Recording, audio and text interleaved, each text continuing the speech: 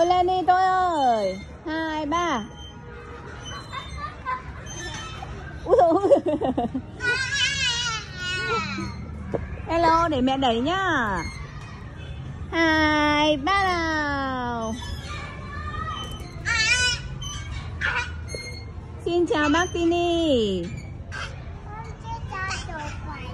À xin chào bác tàu hỏa. Bác đi đâu đây? À bác đi đón mẹ. Bác đón mẹ ở đâu? À bác đi đón ba nữa. Bác đi. Ôi, cẩn thận ngã con, đứng dậy đi.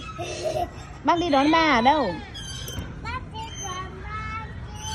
À bác đi đón ba Chin ơi.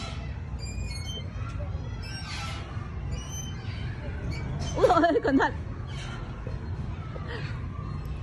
2, 3 nào. 2, 3 nào.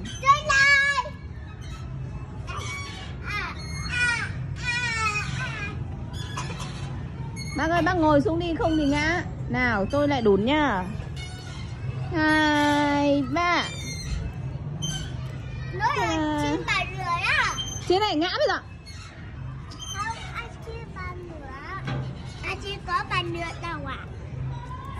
À, bật lửa tàu hỏa, ok. À, cháy. Tu xình xịch. Tu xình xịch. Đâu? Đây, cái đùn ở đây. 2, 3. À, chào bác tàu hỏa Tini. Bác đi đâu vậy? Còn lần ngã con. Bác đi đón anh Chin à? Anh Chin ơi, anh Chin đi đâu vậy? Anh Chin đi xe cứu hỏa tàu hỏa chữa cháy.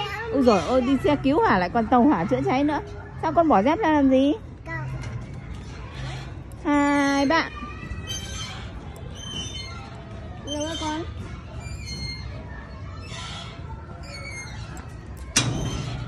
2, 3. Cẩn thận nhá. À bạn ơi, bạn ngồi lên đi. Cho bạn ngồi với. Nào, để mẹ đẩy nhá. Xin chào đoàn tàu hỏa. Chin ơi, lên đi con. Chào đoàn tàu hỏa nhá. Mẹ đẩy. Cho em lên với, cho em bé lên với. Rồi, ok. Các con ngồi nhá, mẹ đẩy nhá. 2, 3 nào. Ô, cẩn thận nhá. Rồi, con xuống đi. Đi nhá. 2, 3. 2, 3.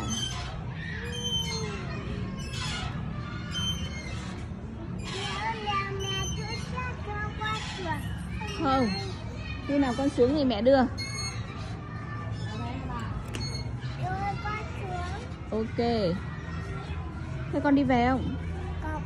Ai không? Ai không?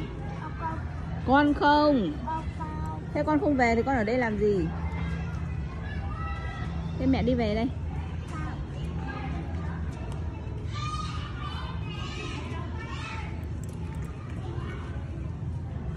Đừng đùn.